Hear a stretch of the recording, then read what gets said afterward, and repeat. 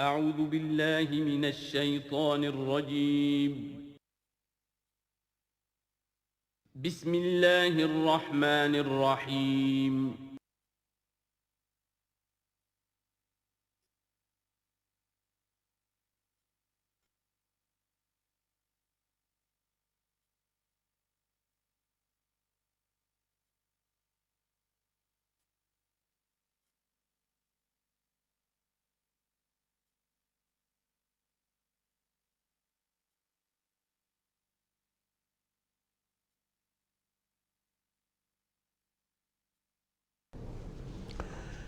الحمدللہ وکفا والصلاة والسلام علی عبادہ الذین اصطفیٰ خصوصاً علی افضلہم وخاتم النبیین محمد الامین وعلی آلہ وصحبہ اجمعین اما بعد فقد قال اللہ تبارک وتعالی کما ورد فی سورة الشمس اعوذ باللہ من الشیطان الرجیم بسم اللہ الرحمن الرحیم والشمس وضحاها والقمر اذا تلاها والنهار اذا جلاها واللیل اذا یغشاها والسماء وما بناها والارض وما طحاها ونفس وما سواها فألهمها فجورها وتقواها قد افلح من زکاها وقد خاب من دساها صدق اللہ العظیم رب اشرح لي صدری ویسر لي امری واحلل عقدۃ من لسانی یفقہوا قولی اللہم ربنا الہمنا رشدنا واعذنا من شرور انفسنا اللہم ارنا الحق حقا وارزقنا اتباعہ وارنا الباطل باطلا وارزقنا اجتنابہ اللہم وفقنا لما تحب وترضى اللہم زک انفسنا فإنک خیر من زکاها اللہم ربنا آنس وحشتنا فی قبورنا وارحمنا بالقرآن العظیم اللہم اجعلہ لنا اماما ونورا وہدا ورحمہ اللہم ذکرنا منہ ما نسینا وعلمنا منہ ما جہلنا وارزقنا تلاوتہ آناء اللیل وآناء النہار واجعلہ لنا حجتا یا رب العالمین آمین۔ کل میں نے اشارہ کر دیا تھا کہ قرآن حکیم میں سورۃ البلد کے بعد چار جو صورتیں ہیں ان کو ایک مشترک عنوان ان کے لیے میں نے تجویز کیا ہے چہار سورہ نور و ظلمت۔ ان چار صورتوں کے شروع میں قسمیں ہیں، چنانچہ پہلی صورت میں قسموں کا حصہ بہت بڑا ہے، جیسے ہم نے پہلے دیکھا تھا سورہ تکویر میں اذا الشمس کورت سے چل کر 13 آیتیں چلی تھیں، اور اس کے بعد ایک آیت آئی تھی جس پر کہ ان سب چیزوں کو جا کر پھر مرکوز کیا گیا علمت نفس ما احضرت، لیکن سورہ انفطار میں صرف 4 آیتوں کے بعد وہ مضمون آیا اور زیادہ کھل گیا۔ وہی ترتیب یہاں ہے۔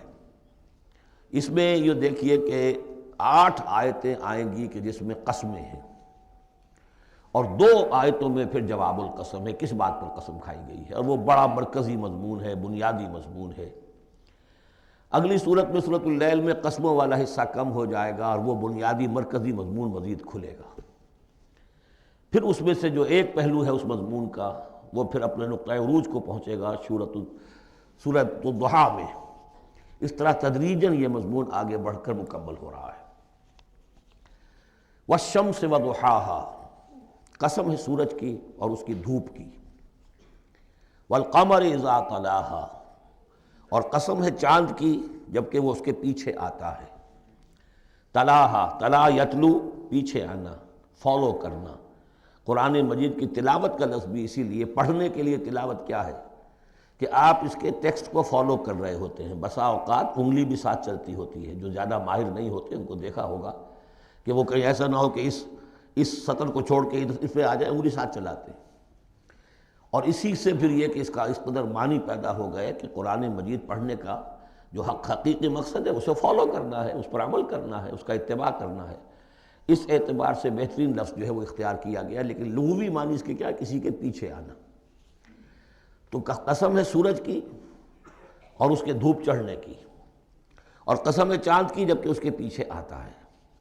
والنہار اذا جلاھا، اور قسم ہے دن کی جبکہ وہ اس کو روشن کر دیتا ہے۔ اگرچہ شکل تو یہ ہے کہ سورج سے دن روشن ہوتا ہے، لیکن یہاں اس میں بہت لطیف نکتہ پیدا کیا ہے کہ دن ہوتا ہے تو ہمیں سورج نظر آتا ہے، تو گویا کہ دن نے سورج کو نمایاں کیا ہے، اس لیے کہ آگے اس کا ہم بدن آ رہا ہے وَاللَّيْلِ إِذَا يَغْشَاهَا، اور قسم ہے رات کی جب کہ وہ اس کو یعنی سورج کو ڈھانپ لیتی ہے۔ سورج کو رات نے ڈھانپ لیا، دن نے گویا کہ اس کو نمایاں کر دیا۔ وَالسَّمَاءِ وَمَا بَنَاهَا، اب دیکھیے جوڑے جوڑے آ رہے ہیں یہ سورج اور چاند، دن اور رات۔ وَالسَّمَاءِ وَمَا بَنَاهَا، اور قسم ہے آسمان کی اور جو اسے بنایا، تعمیر کیا۔ وَالْأَرْضِ وَمَا طَحَاهَا، اور قسم ہے زمین کی جب کہ اس کو پھیلا دیا، بچھا دیا، بچھونا بنا دیا۔ وَنَفْسٍ وَمَا سَوَّاهَا، اور قسم ہے نفس انسانی کی اور جو اس کو بنایا اور درست کیا، اس کو نک سک سے درست کیا، اس کا تسویہ کیا، اس کو سنوارا۔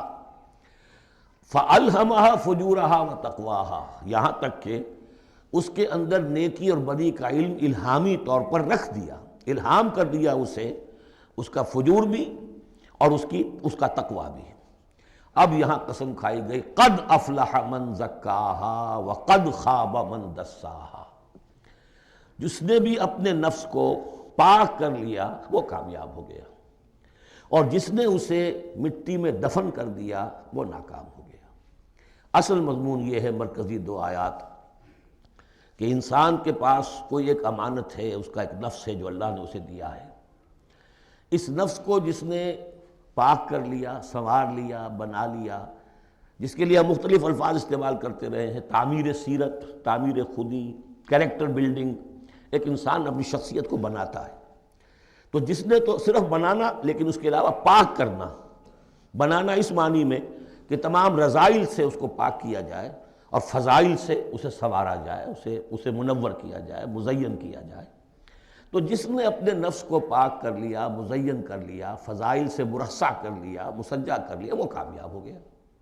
خواہ یہاں پر اس کے پاس جائیداد نہ بنی ہو، دولت اس کے پاس جمع نہ ہوئی ہو، دنیا والے اس کو جانتے بھی نہ ہو، وہ غیر معروف آدمی ہو، کچھ بھی ہو، یعنی ایک معیار ہے کامیابی ناکامی کا جو ہم لوگوں کے سامنے رہتا ہے۔ کامیاب کون ہے؟ زیادہ پیسے والا، زیادہ دولت والا، جو زیادہ پروفیشن میں شائن کر گیا، بزنس میں آگے نکل گیا، کسی بھی اعتبار سے۔ لیکن اس میں زور ہے قد افلح من زکاہا، اصل میں کامیابی اور فلاح تو اس کی ہے۔ اور یہ فلاح کے لفظ پر ہم غور کر چکے ہیں سورہ مومنون کے شروع میں، کہ یہی جو انسان کی اندرونی شخصیت ہے، انا یا خودی، جسے ہم کہتے ہیں سیلف، جس کو کہ فروئڈ نے سیلف قرار دیا ہے، اس سیلف کو اپنی اڈ اور لیبیڈو کے تسلط سے آزاد کرانا اور پھر اس کو بلڈ کرنا، اس کو ڈیولپ کرنا، تعمیر خودی، یہی علامہ اقبال کا فلسفہ ہے۔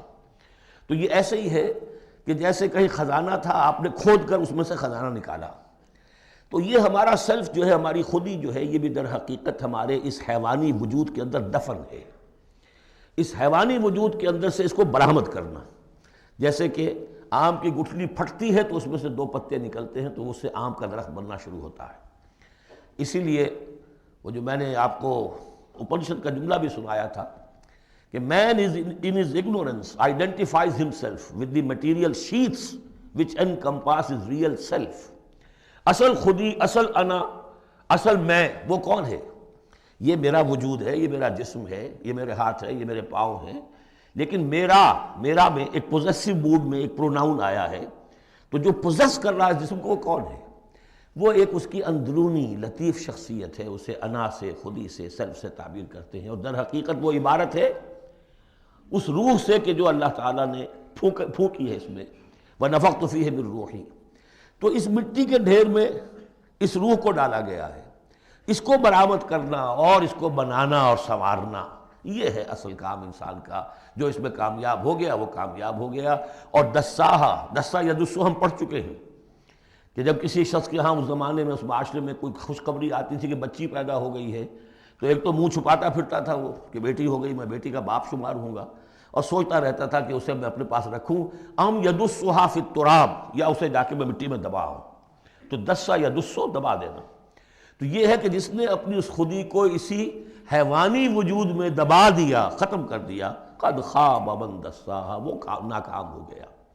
اب اس حقیقت پر ایک تو میں نے آپ کو نوٹ کرایا تھا کل کہ سورۃ الاعلیٰ پڑھتے ہوئے میں نے کہا تھا کہ بعض مضامین جو ہیں جو ان صورتوں میں آ رہے ہیں وہ سورۃ الاعلیٰ میں ان کی اصل جڑ پڑ چکی ہے، اور اس کی آخری 6 آیتیں جو ہیں وہ کیا ہے؟ قد افلح من تزکا وذکر اسم ربہ فصلی بل تؤثرون الحیاۃ الدنیا والآخرۃ خیر وابقی ان ھذا لفی الصحف الاولی صحف ابراہیم وموسیٰ۔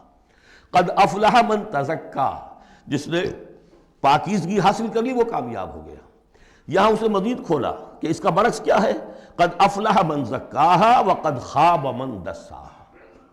اس پر گواہیاں لائی گئی ہیں کہ جیسے تمہیں پوری اس کائنات میں تضادات نظر آتے ہیں، رات ہے دن بھی ہے، آسمان ہے بلند زمین ہے پست، بالکل اسی طریقے سے انسان کا معاملہ بھی یہ ہے کہ اگرچہ ویسے تو شکل و صورت میں سب تقریباً ایک جیسے انسان ہیں، ہیومن بینگز ہیں، لیکن 2 مختلف قسم کے راستوں پر یہ چل رہے ہیں۔ ایک راستہ وہ ہے کہ یہی حیوانی نفسانی خواہشات اور اسی کے اندر پوری زندگی جو ہے گزار دی اور اپنے اس اصل روح ربانی کو، اپنی اصل امانت الہیہ کو دبا دیا، گویا کہ چلتے پھرتی قبر بن گئے۔ اس کے لیے حیوان انسان چل رہا ہے، لیکن وہ انسان جو ہے وہ روحانی وجود اس کا وہ اس کے اندر دفن ہو چکا ہے۔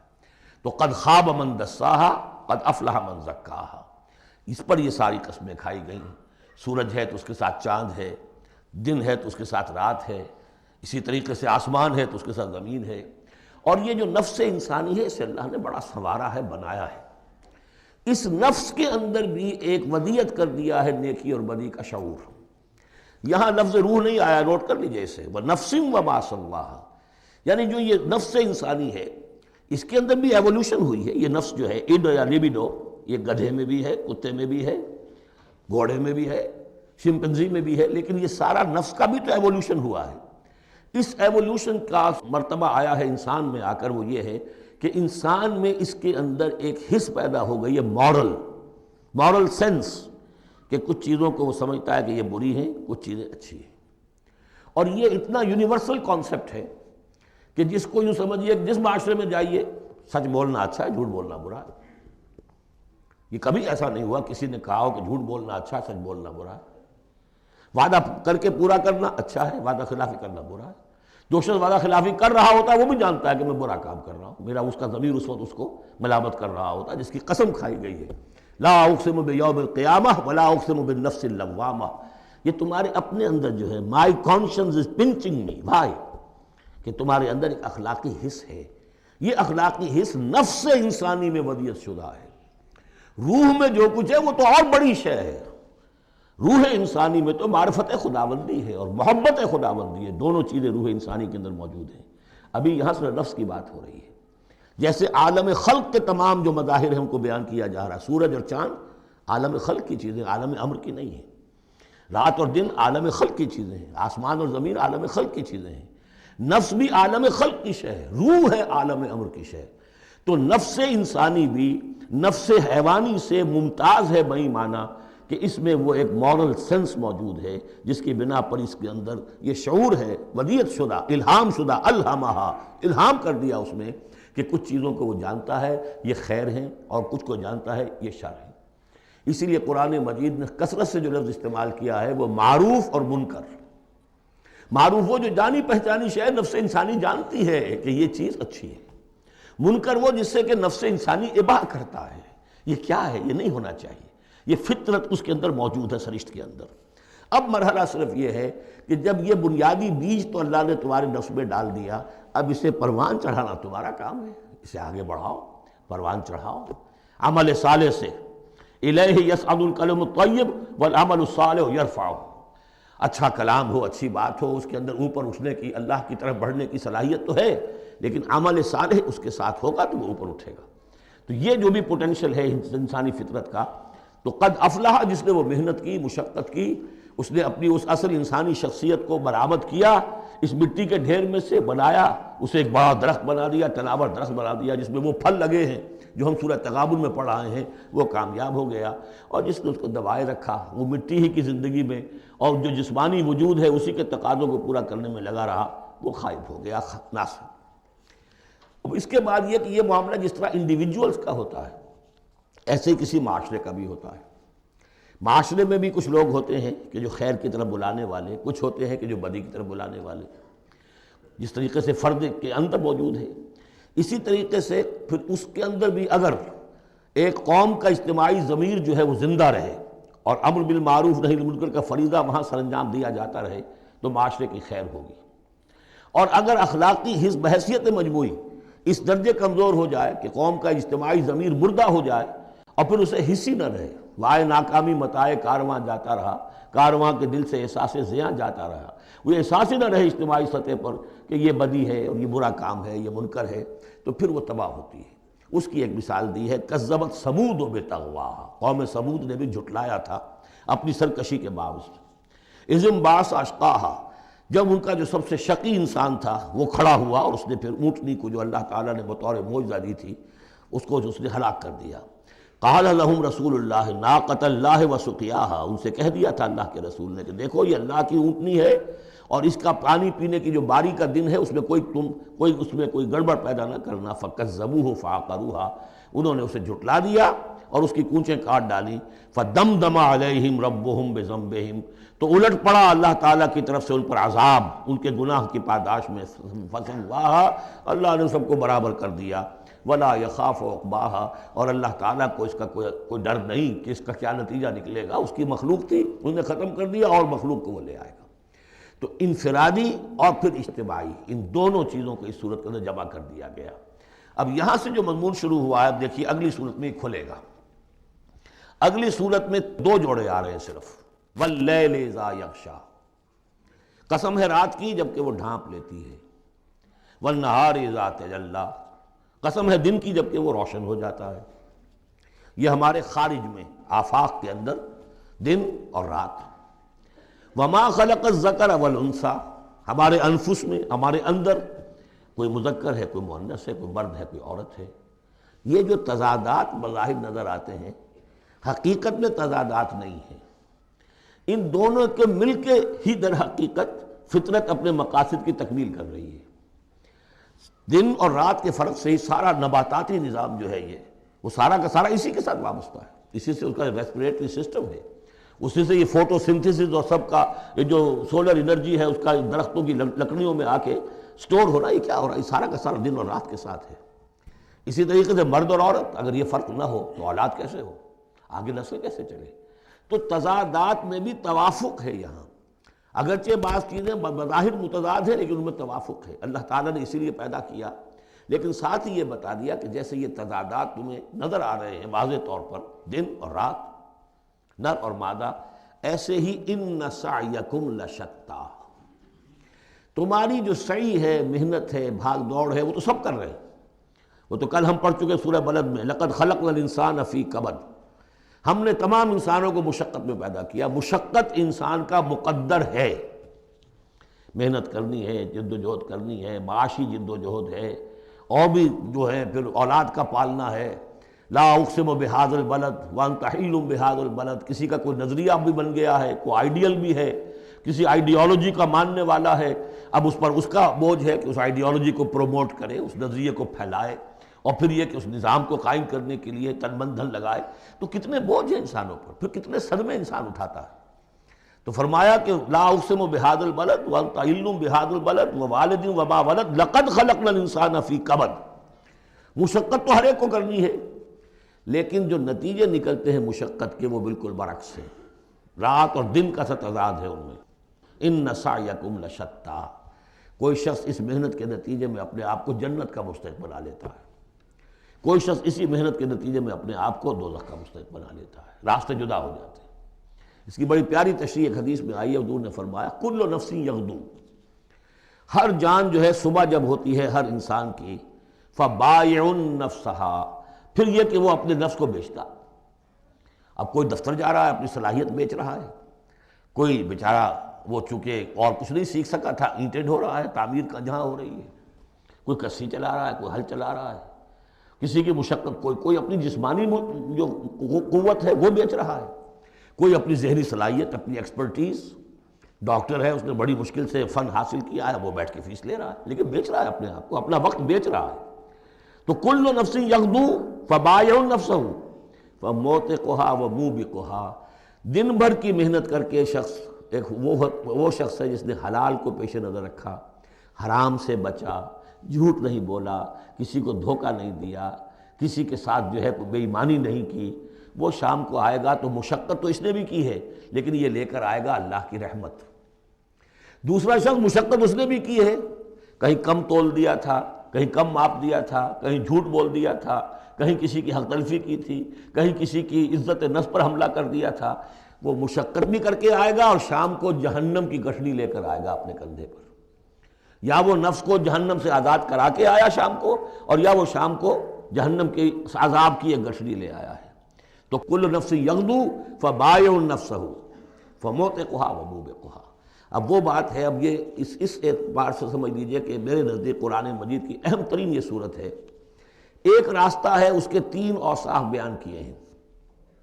اگر یہ 3 اوصاف ہوں گے تو خیر کے راستے پر آدمی بڑھتا چلا جائے گا، اور اگر اس کے برعکس 3 صلاحیتیں ہوں گی تو انسان گرتا چلا جائے گا، شر کی طرف جو ہے وہ اس کا قدم آگے سے آگے بڑھتا چلا جائے گا۔ پہلے 3 اوصاف کون سے ہیں؟ وَاللَّيْلِ إِذَا يَغْشَىٰ وَالنَّهَارِ إِذَا تَجَلَّىٰ وَمَا خَلَقَ الذَّكَرَ وَالْأُنثَىٰ إِنَّ سَعْيَكُمْ لَشَتَّىٰ فَأَمَّا مَنْ أَعْطَىٰ وَاتَّقَىٰ وَصَدَّقَ بِالْحُسْنَىٰ۔ جس شخص میں عطا ہے، جود ہے، سخاوت ہے، کسی کو بھوکا دیکھے تو اگر 1 روٹی ہے تو اس کو بھی بانٹ کر کھا سکے، کسی کو تکلیف میں دیکھے تو اگر اس کے پاس کوئی ہے ایسی چیز جس سے کہ اس کی تکلیف وہ رفع کر سکتا ہو تو دریغ نہ کرے، یہ عطا ہے، جود، عطا، سخاوت۔ فَأَمَّا مَنْ أَعْطَىٰ، پہلی شرط یہ ہے، چونکہ ہم سورہ بلد میں بھی دیکھا ہے کہ وہ جو گھاٹی ہے جس سے گزرنا مشکل ہے، فَلَقْتَحَمَ الْعَقَبَةَ، وہ کون سی گھاٹی تھی؟ فَكُّ رَقَبَةٍ أَوْ إِطْعَامٌ فِي يَوْمٍ ذِي مَسْغَبَةٍ یتیماً ذا مقربۃ او مسکینا ذا متربہ ثم کان من الذین آمنوا وتواصوا بالصبر وتواصوا بالمرحمہ۔ اس گھاٹی کو عبور کر کے اگر اہل ایمان میں شامل ہوگا تو ابو بکر صدیق بنے گا، عمر فاروق بنے گا، عثمان غنی بنے گا، اور اس گھاٹی کو عبور کیے بغیر کسی وجہ سے اسلام لے آیا عبداللہ ابن ابی بن جائے گا۔ اگرچہ اس نے بھی کلمہ پڑھا ہے، اس نے بھی کہا ہے اشہد ان لا الہ الا اللہ واشہد ان محمد رسول اللہ، اور وہی کلمہ پڑھا ہے ابو بکر نے اور عمر نے اور عثمان نے اور علی رضی اللہ تعالیٰ عنہ۔ لیکن فرق کیا ہے؟ یہ زمین کچھ اور تھی جس میں بیج پڑا ہے، وہ زمین کچھ اور تھی جس میں بیج پڑا ہے، وہ زمین میں ہل چل چکا تھا۔ تو فرمایا کہ پہلی شے کیا ہے، اور یہ آیت ہم پڑھ چکے ہیں، 4 پارے کی پہلی آیت، لن تنالوا البر حتى تنفقوا مما تحبون، تم نیکی کے مقام تک رسائی حاصل نہیں کر سکتے جب تک کہ خرچ نہ کر سکو اللہ کے لیے اور اللہ کی مخلوق کے لیے، اور وہ چیز کہ جو تمہیں پسند ہو۔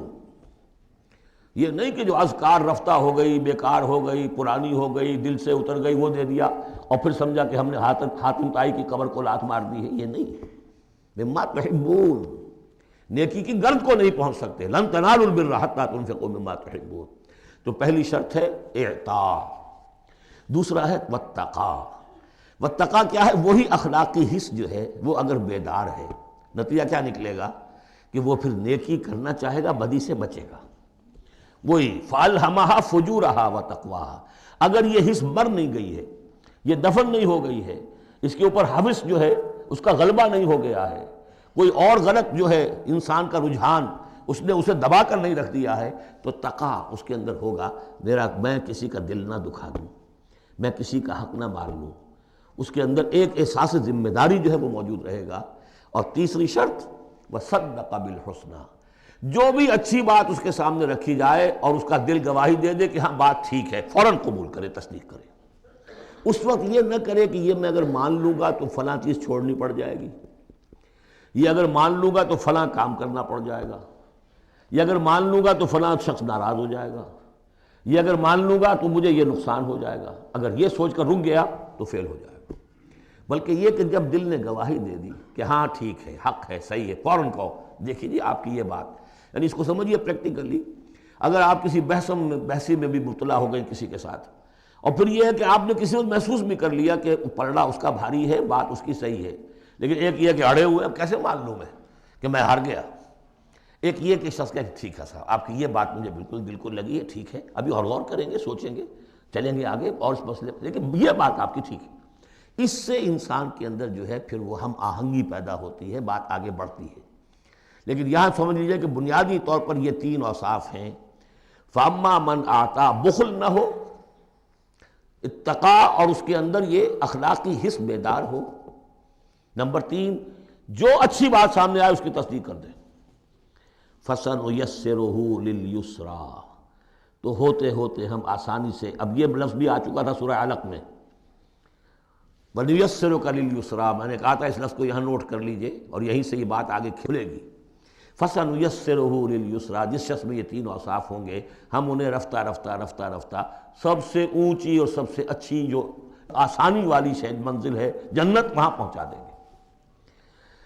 اب اس کے برعکس دیکھیے ترتیب. وَأَمَّا مَن بَخِلَ، اعطاء کے مقابلے میں بخل آ گیا. وَاسْتَغْنَىٰ، بے پرواہ ہے، اسے پرواہ ہی نہیں. دریا کو اپنی موج کی طغیانیوں سے کام، کشتی کسی کی پار ہو یا درمیان رہے، ہمیں سے کیا غرض ہے؟ وہ تو اپنی اس میں دھن میں لگے جا رہے ہیں. کسی کا دل مسل دیا، کسی کے جذبات کے اوپر جو ہے ٹھیس پہنچا دی، کسی کو کچھ کر دیا، کسی کا مال ہڑپ کر لیا، کسی کو اور کسی طرح سے اس کی عزت کے اوپر جو ہے کوئی حملہ کر دیا، چلے جا رہے. استغنا، انہیں یہ احساس ہی نہیں ہے کہ کوئی نیکی اور بری کا معاملہ بھی ہے اور مجھے سیدھے راستے پر چلنا ہے، برائی کے راستے پر نہیں. وَكَذَّبَ بِالْحُسْنَىٰ، اچھی بات پیش کی جائے جھٹلا دے. دل گواہی دے چکا ہے کہ بات اچھی ہے لیکن پھر جھٹلا دے، کسی تعصب کی وجہ سے، کسی ضد کی وجہ سے، تکبر کی وجہ سے، ہٹ دھرمی کی وجہ سے. فَسَنُيَسِّرُهُ لِلْعُسْرَىٰ، تو ایسے شخص کو ہم آہستہ آہستہ تدریجاً سب سے بڑی مشکل یعنی جہنم میں پہنچا دیں گے. تو یہ گویا کہ اب دو راستے، اِنَّ سَعْيَكُمْ لَشَتَّىٰ، تمہاری جد و جہد جو ہے زندگانی کی، ان کے یہ دو رخ ہیں. اگر تو یہ ہے اما من اعطا واتقا وصدق بالحسنى، اگر یہ تینوں چیزیں بتمام و کمال موجود ہوں تو وہ شخص صدیق بنے گا، ابو بکر صدیق بنے گا رضی اللہ تعالی عنہ، ان کے نقش قدم پر چلنے والا ہوگا. اور اگر ان تینوں میں کوئی چیز کمی ہے تو کہیں بیچ میں لٹک جائے گا، اور تینوں ہی نہیں ہے تو معلوم ہوا کہ وہ بدترین خلائق ہوگا پھر، جس کا کہ سب سے بڑا کردار جو قرآن مجید میں آتا ہے وہ ابو لہب ہے. ابو جہل جو ہے وہ بدترین نہیں تھا، اچھی طرح سمجھ لیجئے. وہ تو جب آج ہم پڑھیں گے، جب سورہ علق آئے گی تب اس کے کردار کا نقشہ سامنے آئے گا. اس کی شخصیت بڑی اونچی شخصیت تھی بعض اعتبارات سے. میں سنا چکا ہوں، نے صاف مانا تھا کہ محمد جھوٹ نہیں کہہ رہے، جو کچھ کہہ رہے ہیں صحیح کہہ رہے ہیں، لیکن میں نہیں مان سکتا. اس کا مطلب ہے ہمیشہ کے لیے ہم بنو امیہ جو ان کے غلام ہو جائیں گے، بنو ہاشم کے. یہ میرے لیے قبول نہیں. صاف تو کہا نا، کم سے کم give the devil his due. اسی طریقے سے جس باطل دین کا وہ علم بردار تھا اس کے لیے اس نے بھی گردن کٹوائی ہے، قربانی دی ہے اس نے. ابو لہب نے 2 مرسنریز بھیج دیے، تم چلے جاؤ، میں تمہیں پیسے دے دوں گا، تم جاؤ، تم لڑاؤ میری جگہ پر. اس لیے کہ اس میں وہ بات نہیں تھی، اس میں مردانگی تھی. کوئی وجہ تھی کہ حضور نے 2 شخصوں کو برابر تولا ہے، عمر ابن الخطاب اور عمر ابن ہشام میں سے اللہ کسی ایک کو میری جھولی میں ڈال دے. کوئی وجہ تھی نا، آخر دونوں کو کیسے کیا ہے؟ اگر کہیں وہ بھی ایمان لایا ہوتا تو عمر ابن الخطاب کی طرح کا مسلمان ہوتا، پھر وہ اس طرح کا ڈھیلا مسلمان نہ ہوتا، وہ عبداللہ ابن ابی والا مسلمان نہ ہوتا. تو یہ شخصیتوں کا معاملہ ہوتا ہے. تو جس میں تینوں اوصاف نہیں ہے وہ گیا بدترین خلائق، جس میں کچھ ہے وہ پھر کچھ دیر لگا کے آ جائے گا، کچھ وقت لگے گا اسے. لیکن یہ 3 اوصاف ہی ہیں تعمیر سیرت کے اس اعتبار سے کہ جو فیصلہ کن ہیں. فَأَمَّا مَنْ أَعْطَىٰ وَاتَّقَىٰ وَصَدَّقَ بِالْحُسْنَىٰ فَسَنُيَسِّرُهُ لِلْيُسْرَىٰ وَأَمَّا مَنْ بَخِلَ وَاسْتَغْنَىٰ وَكَذَّبَ بِالْحُسْنَىٰ، بالکل اپوزٹ چیزیں. فَسَنُيَسِّرُهُ لِلْعُسْرَىٰ وَمَا يُغْنِي عَنْهُ مَالُهُ إِذَا تَرَدَّىٰ، اور اس نے جو مال جمع کیا ہوگا اپنے لیے وہ قطعاً کام نہیں آئے گا جب اسے گرایا جائے گا، گڑھے میں جب گرے گا جہنم کے. إِنَّ عَلَيْنَا لَلْهُدَىٰ، دیکھو انسانوں ہمارے ذمے ہے صرف ہدایت پہنچا دینا. یہ اب اللہ تعالیٰ اپنے ذمے لے رہے ہیں، یہ ہمارے ذمے ہے کہ تمہیں راستہ دکھا دیں، سجھا دیں. یہ سجھا دینا ہمارے ذمے ہے. اس کے لیے ہم نے تمہیں جبلی ہدایت بھی دی ہے، اس کے لیے ہم نے تمہارے اندر اخلاقی حس بھی رکھ دی ہے، اس کے لیے ہم نے اپنی روح تم میں پھونکی ہے، اس میں ہماری معرفت اور محبت موجود ہے. اور پھر ان تمام چیزوں کی تکمیل کے لیے ہم نے نبی بھیج دیے، رسول بھیج دیا، کتابیں نازل کر دی. ہم نے اپنا ہدایت کا جو فرض تھا وہ ادا کر دیا. ان علینا للہدیٰ وَإِنَّ لَنَا لَلْآخِرَةَ وَالْأُولَىٰ، پھر ہمارے ہی لیے ہے اختیار آخرت کا بھی اور اولا کا بھی، دنیا کا بھی. پھر فیصلہ ہم کریں گے کہ کون اب اس قابل ہو گیا ہے کہ دنیا کو ان کے بوجھ سے پاک کر دیا جائے، زمین کو ان کے بوجھ سے آزاد کر دیا جائے، پوری قوموں کو ملیہ بیٹ کر دیا جائے. فیصلہ کرتے ہیں۔ وہ پڑھ چکے پچھلی صورت میں، فَدَمْدَمَ عَلَيْهِمْ رَبُّهُمْ بِذَنبِهِمْ فَسَوَّاهَا، ایسے ہے کہ جیسے کسی باغ میں سے کوڑا کرکٹ جمع کیا جائے اور پھر اسے آگ دکھا دی جائے، اس لیے کہ اس باغ کے لیے بدنما داغ ہے۔ اب تو یہ کہ وہ انسان جو ہے کہ جو پھر اس حد تک ہدایت کے واضح ہو جانے کے بعد کہ نبی آ گیا، کتاب آ گئی اور اس نے ماڈل پیش کر دیا اپنی زندگی کے اندر، پھر بھی نہیں مانا، تو پھر یہ جو بھی فیصلہ ہے وہ ہم کرتے ہیں۔ فَأَنذَرْتُكُمْ نَارًا تَلَظَّىٰ، دیکھو میں نے تمہیں خبردار کر دیا اس آگ سے جو بھڑک رہی ہے اور وہ منتظر ہے۔ لا یصلاھا، ہم دیکھ چکے ہیں کئی جگہ آیا ہے کہ وہ تو دھاڑ رہی ہے بھوکے شیر کی طرح، اسے تو چاہیے اپنی خوراک۔ لا یصلاھا الا الاشقی، نہیں پڑے گا اس میں مگر وہی جو بہت ہی بدبخت ہے۔ کیوں؟ کم بدبخت تو اگر ہوتا معاملہ تو اور ہوتا، یہ محمد کے آنے کے بعد بھی صلی اللہ علیہ وسلم جس کی حقیقت نظر نہیں آئی تو اس سے بڑا بدبخت تو کوئی ہے ہی نہیں۔ اس لیے کہ اگر کچھ اندھیرا ہو، کچھ روشنی ہو، آدمی ٹھوکر کھا جائے، چلیے بھائی کچھ اندھیرا بھی تھا، جھٹپٹا تھا، پوری روشنی نہیں تھی، نصف النہار پر سورج چمک رہا ہو اور آپ ٹھوکر کھائیں تو پھر قصور کس کا ہے؟ تو آپ کا ہے۔ اس اعتبار سے اب بعثت محمدی کے بعد صلی اللہ علیہ وسلم جس شخص نے اپنے آپ کو محروم رکھا وہ اشقا ہے۔ لا یصلاھا الا الاشقی الذی کذب وتولی، جس نے جھٹلایا ہے اور منہ پھیر لیا ہے۔ وَسَيُجَنَّبُهَا الْأَتْقَى، اور ہم بچا دیں گے یا بچا دیا جائے گا اس سے جو بہت ہی متقی ہے۔ اس آیت کے بارے میں تقریباً کنسنسس ہے کہ یہاں مراد حضرت ابوبکر ہیں رضی اللہ تعالیٰ عنہ۔ اتقا، وہ تینوں صفات بتمام و کمال جس میں تھے وہ ابوبکر تھے۔ یہی وجہ ہے کہ تصدیق بالحسنہ میں ایک لحظہ نہیں لگا۔ حضور فرماتے ہیں کہ میں نے جس کے سامنے بھی اپنی نبوت کی دعوت رکھی اس نے ضرور کچھ نہ کچھ توقف کیا، سوچا، سوائے ابوبکر کے کہ ایک لحظے کا توقف نہیں کیا۔ اور ان کی شخصیت کے اندر وہی چیزیں موجود تھیں، غریبوں کے اوپر شفقت تھی، نیکی کی، اور بنیادی طور پر وہ موحد تھے، انہوں نے کبھی بت پرستی اختیار نہیں کی زندگی میں، تو وہ صلاحیت جو ہے تقویٰ بھی تھا، اعطاء بھی تھا، خرچ کرنے کی صلاحیت تھی۔ انہوں نے خرید کر جو ہے غلام جتنے تھے جو مسلمان ہو گئے تھے، غلام اور کنیزیں، اور جن کے اوپر سخت جو ہے پرسیکیوشن ہو رہی تھی، ٹارچر ہو رہا تھا ان کے آقاؤں کی طرف سے، منہ مانگے دام دے کر ان کے آقاؤں کو نے خریدا ہے اور آزاد کیا ہے۔ فَأَمَّا مَنْ أَعْطَىٰ وَاتَّقَىٰ وَصَدَّقَ بِالْحُسْنَىٰ، یہ تینوں اوصاف بتمام و کمال ابو بکر میں، ابو بکر صدیق اور صدیق اکبر رضی اللہ تعالی عنہ۔ خواتین میں الصدیقۃ الکبریٰ حضرت خدیجہ الکبریٰ ہیں رضی اللہ تعالی عنہ۔ وَسَيُجَنَّبُهَا الْأَتْقَى الَّذِي يُؤْتِي مَالَهُ يَتَزَكَّىٰ، جو اپنا مال دیتا ہے اپنے نفس کو پاک کرنے کے لیے۔ وہ مال کیوں دے رہا ہے؟ کیوں خرچ کر رہا ہے؟ کیوں بلال کو اس نے خریدا ہے؟ باپ نے کہا ابو قحافہ نے، وہ تو ایمان نہیں لائے تھے اس وقت تک، وہ تو فتح مکہ کے بعد ایمان لائے، وہ کافر رہے پورے عرصے کے دوران، مشرک رہے۔ تو باپ نے یہ کہا کہ ابو بکر تمہیں اگر کوئی خریدنا ہی تھا غلام اور کسی کو آزاد کرنا تھا تو کوئی دیکھتے، اچھا غلام دیکھتے، کوئی طاقتور سے دیکھتے جو تمہارے کام بھی کبھی آتا۔ انہیں کیا پتہ تھا کہ ابو بکر تو کسی اور چیز کا طلبگار ہے، اسے کچھ اور چاہیے، اسے کوئی، یعنی جو شخص کسی غلام کو آزاد کر دیتا تھا وہ اس کا مولا رہتا تھا، پھر بھی وہ ایک درجے میں اس کے تابع ہوتا تھا، اس کی بات سنتا تھا، اس کا حمایتی ہوتا تھا۔ اخلاقی طور پہ بھی سمجھ میں آ رہا ہے کہ ایک شخص نے اپنی رقم خرچ کی ہے اور آپ کو خرید کے آزاد کر دیا ہے تو اب آپ بے دام جو ہے غلام تو ہو گئے نا اس کے، اس لیے کہ یہ کہ وہ غلامی نہیں ہے، مولا کہلاتے تھے وہ، جیسے کہ حضرت زید ابن حارثہ بھی مولا تھے حضور کے، اور اسی طریقے سے اور بھی بہت سے ہیں جن کے بارے میں آتا ہے کہ انہوں نے جو حدیث روایت کی ہے، ثوبان رضی اللہ تعالیٰ وہ بھی مولا تھے حضور کے، مولا اس معنی میں۔ تو فرمایا کہ تم نے یہ کیا کیا، کس کو تم نے خریدا اور اتنی بڑی رقم دے دی؟ جو مانگا امیہ ابن خلف نے، وہ بھی حیران رہ گیا، ٹھیک ہے دو۔ الذی یؤتی مالہ یتزکیٰ وما لأحد عندہ من نعمۃ تجزیٰ، اور ایسا نہیں ہے کہ کسی اور کا اس پر کوئی احسان ہو جس کا وہ بدلہ چکا رہا ہو، نہیں، الا ابتغاء وجہ ربہ الاعلیٰ، صرف اپنے بلند و بالا پروردگار کی رضا جوئی کے لیے وہ خرچ کر رہا ہے۔ وَلَسَوْفَ يَرْضَىٰ، اور وہ ان قریب راضی ہو جائے گا۔ یہ ان قریب راضی ہو جائے گا کون؟ اللہ بھی راضی ہو جائے گا اور ابو بکر بھی راضی ہو جائیں گے، رضی اللہ عنہ ورضوا عنہ، جیسے ہم خطبے میں بھی کہتے ہیں رضی اللہ تعالی عنہ وارضاہم، اللہ تعالیٰ بھی راضی ہو جائے ان سے اور اللہ ان کو راضی بھی کر دے، ان کو بھی اتنا اجر و ثواب دے۔ وَلَسَوْفَ يَرْضَىٰ، اور میرے نزدیک یہاں مراد حضرت ابو بکر ہیں، اس کا میں ثبوت آپ کو اگلی صورت میں دوں گا۔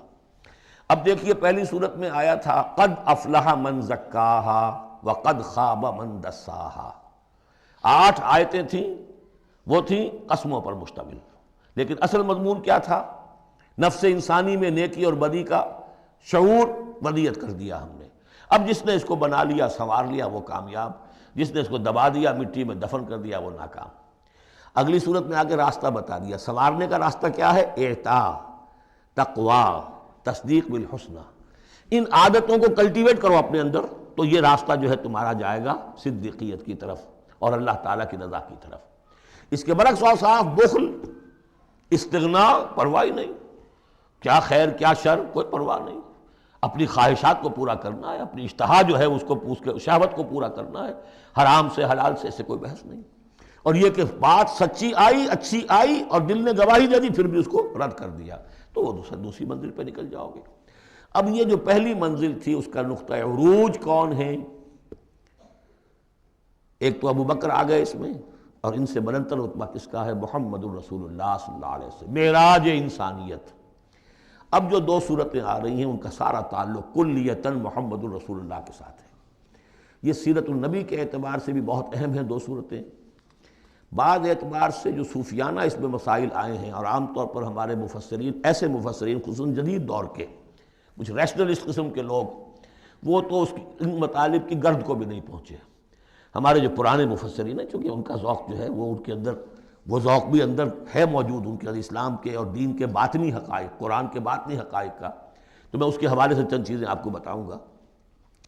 سورۃ الضحیٰ کا اس کا جو شان نزول ہے وہ یہ ہے کہ کچھ دنوں کے لیے، ایک تو بالکل شروع میں جو رک گئی تھی فترت وحی، اس کے علاوہ پھر ایک موقع آیا ہے کہ کچھ عرصے کے لیے بہت دن گزر گئے، حضرت جبرائیل نہیں آئے، اور آپ کے اوپر ایک شدید قسم کی جو ہے وہ پریشانی طاری ہو گئی۔ کچھ لوگوں نے بھی طعنہ دینا شروع کر دیا، کچھ عرصے سے محمد تم نے کوئی نئی وحی نہیں سنائی، کیا ہوا تمہارا شیطان کیا چلا گیا بس؟ اب کوئی ایسا بھی بتایا گیا کہ ایک دفعہ کہیں متواتر کئی راتوں تک آپ رات کو اٹھے نہیں، تو کہا وہ تمہارا شیطان تمہیں چھوڑ گیا ہے۔ کوئی ساتھ کے رہنے والی عورت جو تھی کہ رات میں نے سنی نہیں تمہاری کوئی پڑھنے کی جو تم پڑھا کرتے تھے، شاید شیطان تمہیں چھوڑ گیا ہے۔ خود آپ کو جس قدر ایک اشتیاق رہتا تھا کہ وہی آئے اور آپ کی وہ روح کو جو ہے مزید اور غذا اور تر و تازگی جو ہے وہ مسلسل ملتی رہے، اس کی وجہ سے یہاں تک آتا ہے کہ حضور فرماتے ہیں کہ اس درجے میں رنج اور غم میں تھا کہ میں سوچتا تھا کہ میں پہاڑ کے اوپر چڑھ کر اپنے آپ کو گرا دوں۔ بربنائے طب بشری، اس درجے حضور کے اوپر جو ہے یہ شاخ گزر رہا تھا کہ وہی کیسے بند ہو گئی۔ اور اس میں یہ بھی تھا کہ اللہ ناراض تو نہیں ہو گیا، کیا مجھ سے کوئی خطا تو ایسی نہیں ہو گئی، یہ سبب کیا ہوا ہے؟ یہ ہے وہ کیفیت کہ جس کے اندر یہ آیتیں نازل ہو رہی ہیں۔ اور اب آپ اس کو سمجھ لیجئے کہ اس کا نفسیاتی اور انسان کی باطنی کیفیات کے ساتھ کیا تعلق ہے۔ انسان پر دو طرح کی کیفیات طاری ہوتی رہتی ہیں، جیسے میں نے پہلے ایک دفعہ آپ کو بتایا صدیق اور شہید کے درمیان جو فرق ہے بنیادی، کہ کچھ بنیادی طور پر لوگ ایکسٹروورٹس ہوتے ہیں، کچھ بنیادی طور پر انٹروورٹس ہوتے ہیں۔ ایکسٹروورٹس کھیل کود بھاگ دوڑ، لوگوں سے ملنا جلنا، گفتگو ہے، اسے دھکا دے دیا، اس سے مذاق کر لیا، اسی میں وہ خوش رہتے ہیں، بڑے مگن رہتے ہیں، تنہائی انہیں کاٹ کھانے کو دوڑتی ہے۔ اور ایک انٹروورٹس ہوتے ہیں کہ وہ مجلس وغیرہ کو نہیں ہوتے، اپنے تنہائی میں کہیں بیٹھے ہیں، غور و فکر کر رہے ہیں، سوچ بچار کر رہے ہیں، انہیں وہ مجلس سے زیادہ اپنا گوشہ تنہائی جو ہے وہ زیادہ عزیز ہوتا ہے۔ تو یہ دو مزاج اللہ نے بنائے ہیں۔ اسی طرح ہر انسان کے اوپر آلٹرنیٹلی کچھ کیفیات آتی ہیں، جس کو ہم کہتے ہیں میرا موڈ آف ہے، ایک طرح کا قبض سا ہو جاتا ہے طبیعت میں بندش سی ہوتی ہے، کسی وقت اسی شخص کے اندر پھر انشراح سا ہو جاتا ہے، پھر ہنسنے بولنے کو جی چاہتا ہے، گفتگو کرنے کو جی چاہتا ہے۔ تو یہ کیفیت جب انسان کی روحانی زندگی سے متعلق ہو جائے تو اس کو پھر صوفیہ نے نام دیا قبض اور بسط۔ کبھی طبیعت میں انشراح ہے، انبساط ہے، طبیعت جو ہے وہ آمادہ ہے، ہر چیز میں روشنی کا پہلو آدمی دیکھ رہا ہے، ہر چیز کے اندر آپ کو معلوم ہے ایک تاریک رخ بھی ہوتا ہے کسی معاملے کا اور روشن رخ بھی ہوتا ہے، اس وقت انسان روشن رخ کو دیکھتا ہے۔ اور ایک وقت میں آتا ہے کہ طبیعت میں بندش سی لگ گئی ہے، جیسے اندر کوئی پکڑ لیا کسی نے، اب طبیعت جو ہے وہ بھی اپنے اندر وہ انقباض محسوس کر رہی ہے، اور پھر آدمی پیسیمسٹک ہو جاتا ہے، نا امید سا ہوتا ہے، پھر اسے ہر معاملے کا تاریک پہلو زیادہ نظر آنے لگتا ہے۔ تو یہ قبض اور بسط کی کیفیات ہیں۔ جب کبھی قبض کی کیفیت ہو، قاضی ثناء اللہ پانی پتی رحمۃ اللہ علیہ نے تفسیر مظہری میں لکھا ہے کہ قبض کی کیفیت میں اس صورت کا پڑھنا تریاق ہے۔ جس طرح حضور صلی اللہ علیہ وسلم کے لیے گویا کہ اس وقت جو وحی کا بند ہو جانا تھا وہ گویا کہ ایک طرح کے انقباض اور قبض کی کیفیت پیدا ہوئی تھی، اس میں اب اللہ تعالیٰ فرما رہے ہیں والضحیٰ، قسم ہے دن کے دھوپ چڑھنے کے وقت کی، واللیل اذا سجا، اور قسم ہے رات کی جبکہ وہ چھا جائے یا ساکن ہو جائے، سجا کے دونوں معنی ہیں سکون۔ اب دیکھیے ان دونوں کو کیوں لائے؟ اس لیے کہ صبح ہے، حرکت ہے، برکت ہے، چلنا ہے، دوڑنا ہے، ہر شخص جا رہا ہے، ادھر جا رہا ہے، ادھر جا رہا ہے۔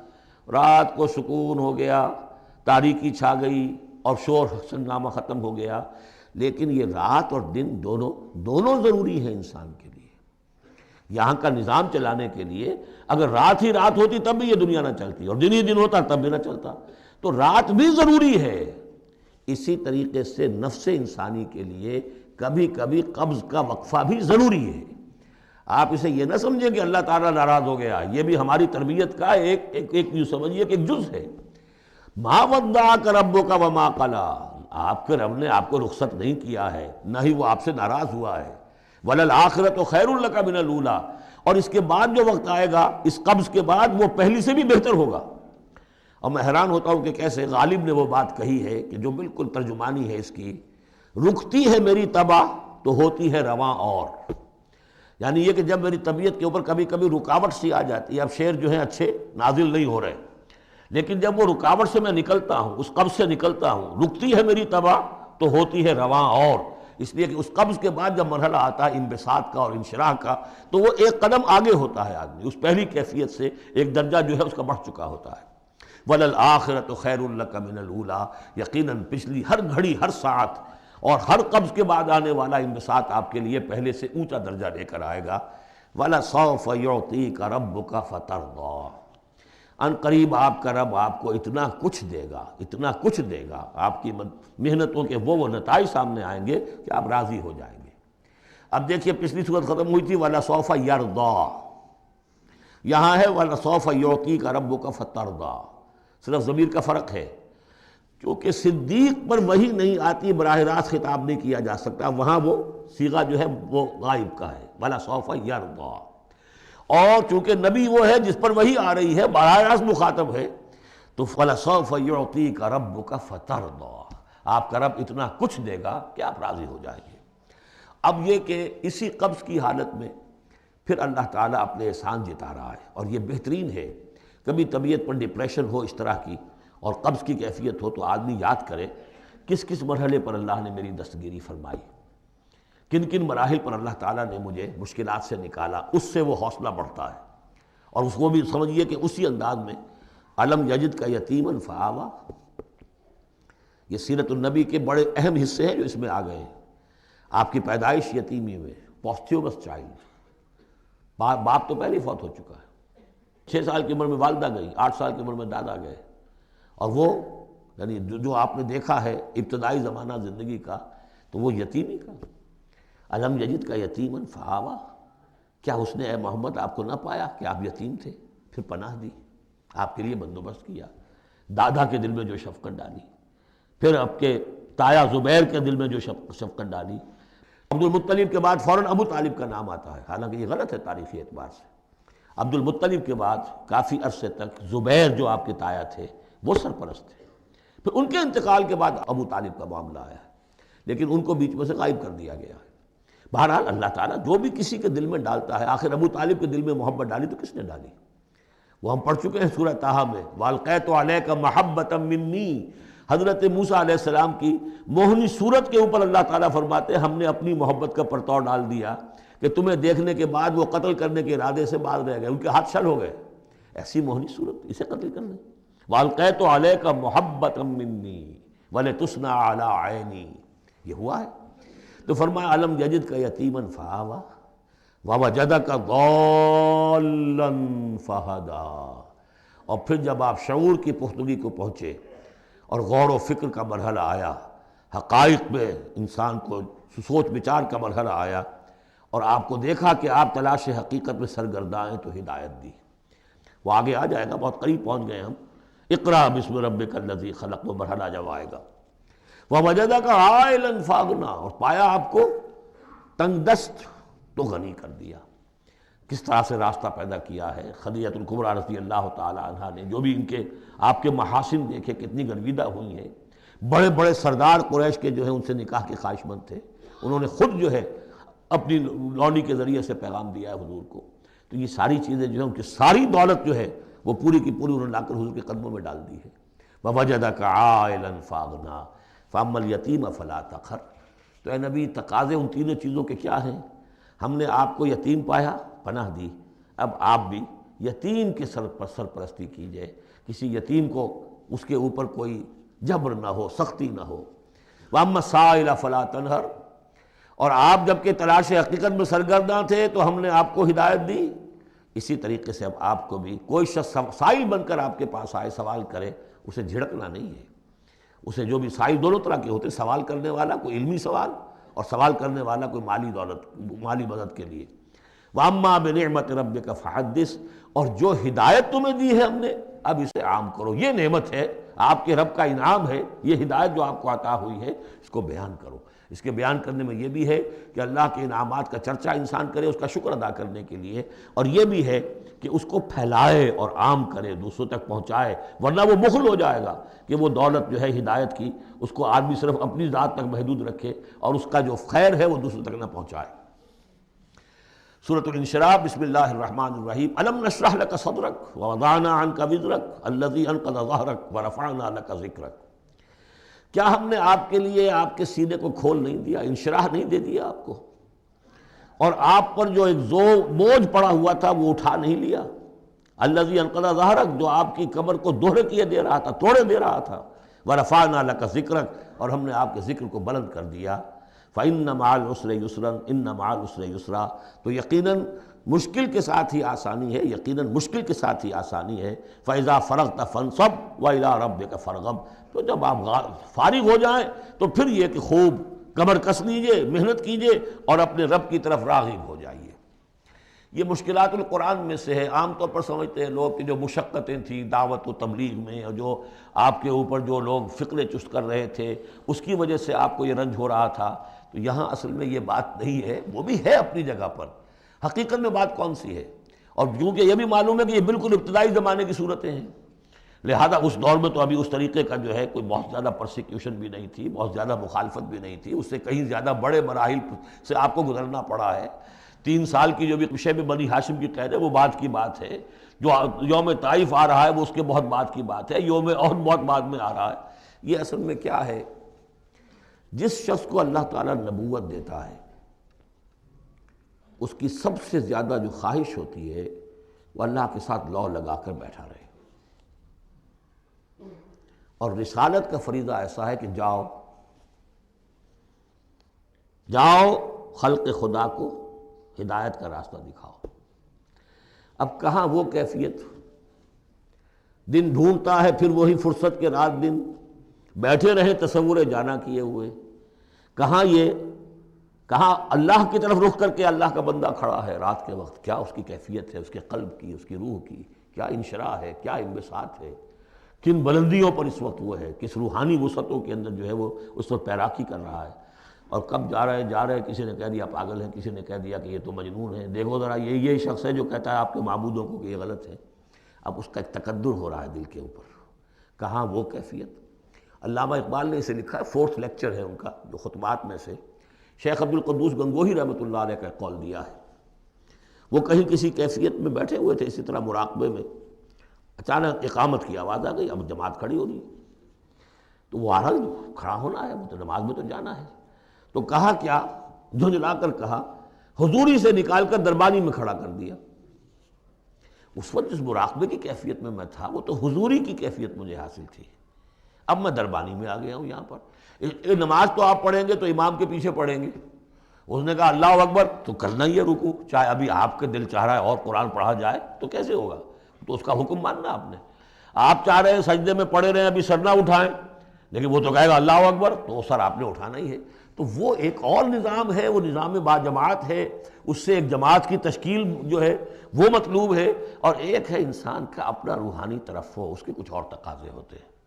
تو جیسے حضرت موسیٰ سے کہا گیا ہر دفعہ آپ نے دیکھا اذهب الى فرعون انه طغى، اور وہ اگر وہیں پر رہتے ڈیرا لگا دیتے، ہر وقت گفتگو ہو رہی ہے، مخاطبہ مکالمہ مل رہا ہے، تو جو لذت اس میں تھی، اس کے اندر جو ہے وہ جو مشقت ہے وہ یہ تھی۔ رفتہ رفتہ پھر آپ کا مزاج اس کا خوگر ہوا ہے، اور پھر یہ کہ جب اللہ تعالیٰ نے اس میں بہت سے لوگوں کو بھی شامل کر دیا، پھر وہ جو تسکین پیدا ہوئی کہ ایک شخص وہ ہوتا ہے جو اکیلا، اس کو مولانا روم نے بڑی خوبصورتی سے بارش کا ایک بتایا ہے مثال، کہ بارش میں ایک مرحلہ ہوتا ہے کہ سمندر سے بخارات اوپر جا رہے ہیں، نہایت صاف شفاف، اس میں تو کوئی قدورت نہیں ہوتی، وہ تو ڈسٹلڈ واٹر جا رہا ہے، وہ اوپر گیا، پھر وہ گیا، اس نے بارش کی شکل اختیار کی، جب بارش بن کر وہ گرا ہے تو اس نے اب فضا کو بھی دھو دیا، تو فضا کی قدورت اپنے اندر لی نا، فضا کو صاف کر کے وہ آیا نیچے، زمین کا بھی گند صاف کرتا ہے، صاف کر کے اور وہ گند لے کے دریا میں شامل ہوا، اور پھر گیا اور سمندر میں جا کر گند اس نے وہاں چھوڑا، پھر وہ پاک ہو کر صاف ہو کر بڑی ہی یعنی لطیف شکل میں پھر یہ ہو رہی ہے، یہ ہے ایک سیر الی اللہ، اللہ کی طرف بڑھا جا رہا ہے۔ رات کو اللہ کا بندہ کھڑا ہے اور اللہ سے مناجات ہو رہی ہے، یہ وہ ہے بخارات کا اوپر اٹھنا، نہایت پاکیزہ لطیف کیفیت۔ اور جب آپ آئے ہیں تو بارش کے مانند ہیں، اب آپ دھو رہے ہیں، تو جو دھو رہے ہیں اس سے خود اپنے آپ کو بھی تقدر ہوتا ہے، کسی نے کچھ کہہ دیا، کسی نے کچھ کہہ دیا، کسی نے کچھ کہہ دیا، کسی نے فقرہ چست کر دیا، اب آپ کو ضرورت ہے کہ پھر ذرا اپنے آپ کو بھی صاف کریں دوبارہ، پھر رات کو کھڑے ہو جائیں۔ سیر الی اللہ، سیر فی اللہ، سیر عن اللہ الی اللہ، یہ جو ہے جو تبلیغ کا اور فریضہ رسالت ہے، یہ بھی سیر الی اللہ ہے نتیجے کے اعتبار سے، لیکن اس وقت عن اللہ ہے، اللہ کی طرف تو پشت ہو گئی۔ اب دیکھیے جب آپ نماز میں کھڑے ہیں تو رخ کدھر ہے؟ اللہ کی طرف، جا رہے ہیں تبلیغ کے لیے تو اللہ کی طرف تو پشت ہو گئی، اب تو آپ جا رہے ہیں تو خلق کی طرف آپ کا رخ ہے، اللہ کی طرف تو پشت ہے۔ اس حوالے سے وہ عروج ہے، یہ نزول ہے، اور یہ نزول جو ہے یہ بڑا شاق گزرتا ہے کسی ایسے شخص پر جسے عروج کی لذت حاصل ہو گئی ہو۔ یہ ہے وہ سختی، الم نشرح لک صدرک ووضعنا عنک وزرک الذی انقض ظہرک ورفعنا لک ذکرک فإن مع العسر یسرا ان مع العسر یسرا فإذا فرغت فانصب۔ اے نبی وہ وقت آ جائے گا، آپ اپنے اس فرض منصبی سے جب فارغ ہو جائیں گے، جب اللہ کا دین غالب آ جائے گا، پھر آپ یکسو ہو کر وہ جو آخر میں آیا اذا جاء نصر اللہ والفتح ورأيت الناس يدخلون في دين الله افواجا فسبح بحمد ربك واستغفر انه كان توابا، پھر آپ ہمہ وقت اسی کام میں لگ جائیے۔ اور اسی لیے حضور نے اس وقت آخری فیصلہ کیا، اللہم فی الرفیق الاعلی، بس اب میں فارغ ہوا اور اب میں مزید تاخیر نہیں چاہتا۔ حالانکہ نبیوں کو یہ آپشن ملتا ہے، اگر آپ ابھی چاہیں تو اور رہ سکتے ہیں دنیا میں، یہ آپشن ملا ہے۔ چنانچہ حضور نے اپنے مرض وفات میں جو خبر دی آ کر، جب آپ نے نماز پڑھائی ہے، بیماری میں ذرا سی کمی ہوئی تھی، باہر آپ آئے ہیں، حضرت ابوبکر نماز پڑھا رہے تھے، حضرت ابوبکر کے پاس جا کر آپ جو ہے بیٹھ گئے۔ اب حضرت ابوبکر جو ہے وہ اقتداء کر رہے ہیں حضور کی، اور پوری جماعت کر رہی ہے اقتداء حضرت ابوبکر کی۔ یہ نماز ہے، آخری باجماعت نماز۔ اس میں حضور نے فرمایا اللہ نے اپنے بندے کو ایک آپشن دی ہے، ایک اختیار دیا ہے، وہ چاہے تو، اب جو ایگزیکٹ الفاظ یاد نہیں ہے، نتیجہ اس کا یہی ہے کہ چاہے تو ابھی دنیا میں اور رہے۔ تو بندے نے اللہ کو قبول کر لیا ہے۔ حضرت ابوبکر رو پڑے، اور لوگ حیران ہوئے، رو کیوں رہی ہے، یہ میں تو کوئی بات ایسی ہے نہیں۔ ان کی سمجھ میں آ گیا تھا کہ آپ نے اپنے انتقال کی خبر کر ہمیں دے دی۔ تو یہ فیصلہ اللہم فی الرفیق الاعلی، یہ جو شاخ گزر رہا تھا نا، یہ جو دنیا کے اندر معاملہ دعوت و تبلیغ، یہ اس روحانی جو ربط ہوتا ہے اللہ کے ساتھ، اس کے اعتبار سے اس میں رکھنا پڑتا ہے، کہاں وہ کیفیت، کہاں یہ کیفیت۔ اور اس کی وجہ سے جلدی آپ نے فرمائی، میں سمجھتا ہوں کہ اگر ابھی جو لوگ، یہ اتنا عظیم انقلاب برپا ہوا تھا عرب میں، اور یہ رأیت الناس يدخلون فی دین اللہ افواجا، ان کی ابھی بڑی تربیت کی ضرورت تھی۔ یہ تربیت کے مراحل ابھی ان کے پورے نہیں ہوئے تھے۔ یہ تو صرف مکہ اور مدینہ کے لوگ تھے جو آپ کی تربیت سے اس طریقے سے بہرہ اندوز ہوئے اور ان مستفید ہوئے۔ یہ جو پورا عرب جو ہے ایمان لے آیا، اور ان کو تو آپ کی تربیت کا ابھی وقت نہیں ملا۔ بہرحال جب یہ کام ہو چکے گا اے محمد، تو بس پھر آپ ہمہ وقت اللہ کی طرف متوجہ ہو جائیے۔ سورۃ التین، بسم اللہ الرحمن الرحیم۔ یہ سورت بھی نفسیاتی فلسفیاتی اعتبار سے بہت اونچی ہے، اور وہ کیا ہے سمجھ لیجئے۔ جب کبھی اللہ کا بندہ کوئی جس کی اخلاق کی حس بیدار ہو، بات وہیں سے چل رہی ہے، اخلاقی حص الہمہا فجورہا و تقواہا۔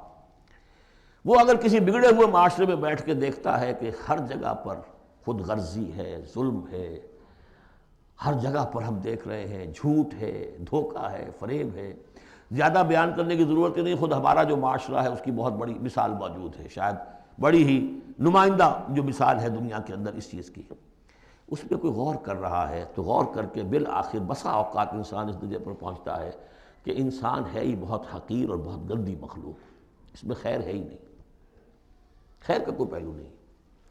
اور یہ میں آپ سے عرض کر دوں، آج کے سارے جو ماہرین نفسیات ہیں ان سب کا حاصل یہی ہے کہ انسان میں کوئی اعلیٰ شے ہے ہی نہیں، یا پیٹ ہے، یا اس کی شہوت ہے، یا حب تفوق ہے، یا اینیمل انسٹنکٹس ہے، کسی خیر کا مجھے کسی بھی جو بھی ہو آپ کا سائیکالوجسٹ کو بتا دیجئے کہ وہ کسی خیر کا بھی آپ کے اندر کوئی سراغ لگا کر بتا سکے۔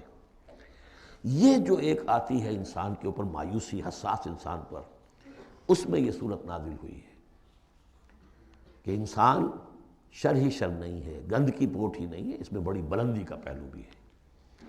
والتین والزیتون، گواہ ہے انجیر اور گواہ ہے زیتون، وطور سینین اور گواہ ہے وہ پہاڑ طور سینا، وہذا البلد الامین اور گواہ ہے یہ شہر امین، امن والا شہر۔ لقد خلقنا الانسان فی احسن تقویم، ہم نے تو انسان کو بہت بلند حساب پر، بہت عمدہ تخلیق پر بنایا تھا۔ اب قسموں کا اس کے ساتھ ربط کیا ہے؟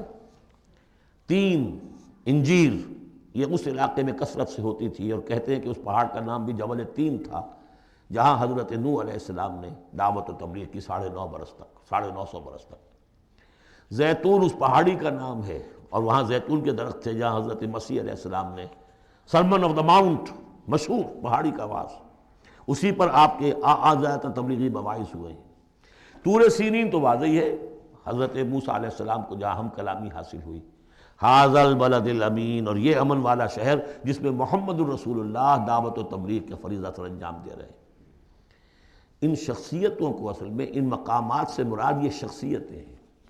اگر کسی کا خیال یہ ہے کہ انسان میں کوئی خیر ہے نہیں تو دیکھے ہمارے بندے نوح کو، یاد کرے ہمارے بندے عیسیٰ کو، یاد کرے وہ بھی تو انسان تھا، موسیٰ جو رب سے ہم کلام ہوا تھا، اور دیکھ لے اس بندے محمد کو صلی اللہ علیہ وسلم جو اس بلد امین میں نظر آ رہا ہے۔ کیا تمہیں ثبوت نہیں مل جائے گا کہ انسان میں تو بڑی عظمت رکھی تھی ہم نے؟ یہ دوسری بات ہے، آپ اپنے آپ کو حیوان ہی سمجھ لیں، حیوان بنا لیں۔ فَلَا تَكُونُوا كَالَّذِينَ نَسُوا اللَّهَ فَأَنسَاهُمْ أَنفُسَهُمْ، یہ تو آپ کا کام ہے، آپ نے کیا ہے، یہ گراوٹ تو آپ کو ملی ہے۔ حقیقت میں اللہ تعالیٰ نے بنایا تھا، وہ تو بہت اونچے مقام پر بنایا تھا۔ آدم مسجود ملائک، آدم خلقتہ بیدی، اپنے دونوں ہاتھوں سے بنایا ہے۔ تو انسان سرشت کے اعتبار سے کچھ کمزور ہے، فطرت کے اعتبار سے بہت بلند ہے۔ یہ میں دونوں الفاظ بار بار استعمال کرتا رہا ہوں، اب ان تمام چیزوں کی وضاحت ممکن نہیں ہے۔ اس کا روحانی وجود سب سے اونچا ہے، اس کا حیوانی وجود بہت نیچے ہے۔ اصل میں اس حیوانی وجود میں آ کر یہ نیچے چلا گیا ہے۔ والتین والزیتون وطور سینین وھذا البلد الامین لقد خلقنا الانسان فی احسن تقویم، ہم نے انسان کو بنایا تھا بہترین حساب سے۔ ثم رددناہ اسفل سافلین، اب اسے اس جسد حیوانی میں ڈال کر در حقیقت نیچے پہنچا دیا گیا ہے۔ تو اب کیا کرنا ہوگا؟ اب اوپر اٹھنا ہوگا۔ اوپر اٹھنے کے لیے محنت کرنی پڑتی ہے۔ الا الذین آمنوا وعملوا الصالحات، اب یہ ایمان اور عمل صالح ہے جو تمہیں اس پستی سے نکال کر اوپر لے آئے گا۔ جس مقام پر تم پیدا کیے گئے ہو اس مقام تک پہنچنے کے لیے پہلی محنت کیا ہے؟ آپ کے شعور اور ذہن کی آزمائش ہے کہ اللہ کو پہچانتے ہو یا نہیں، اور دوسری محنت عمل صالح ہے۔ الا الذین آمنوا وعملوا الصالحات فلہم اجر غیر ممنون، تو ان کے لیے تو اجر و ثواب ہوگا جو اس کا سلسلہ کبھی منقطع ہی نہیں ہوگا۔ فما یکذبک بعد بالدین، اب اس کے ساتھ ہی ایک بات ایسی جوڑ دی کہ اگر تمہیں بھی نظر آ رہا ہے کہ کچھ لوگ بلند ہیں، کچھ پست ہیں، کچھ گھٹیا ہیں، کچھ بڑھیا ہیں، تو سوال یہ کہ اس کا کوئی نتیجہ بھی نکلنا چاہیے کہ نہیں؟ پھر کیا چیز ہے جو تمہیں آمادہ کرتی ہے جزا و سزا کے انکار پر؟ الیس اللہ باحکم الحاکمین، کیا اللہ تعالیٰ تمام حاکموں سے بڑا حاکم نہیں ہے؟ تو کیا کوئی حاکم ایسا بھی تم نے دیکھا کہ جو اپنے نیکوکار بندوں کو اور اپنے غداروں کو اور اپنے باغیوں کو ایک جیسا کر دے؟ تو اگر انسانوں کے اندر یہ دونوں طرح کے کردار موجود رہے ہیں جو تمہیں زیادہ نظر آ رہے ہیں وہ تو دوسری طرح کے ہیں، ہم نے بھی تمہیں دکھا دیے نا۔ موسیٰ بھی اللہ کا بندہ تھا، انسان تھا، عیسیٰ بھی تو ایک انسان تھا، یہ محمد بھی چلتے پھرتے جو ہے ثبوت ہے انسانی عظمت کا، یہ انسان کے اندر عظمت بھی ہے۔ اگرچہ ادھر اگر متوجہ نہیں ہوگے تو واقعی حیوانوں سے بھی بدتر ہو جاؤ گے۔ اولئک کالانعام بل ھم اضل۔ بارک اللہ لی ولکم فی القرآن العظیم ونفعنی وإیاکم بالآیات والذکر۔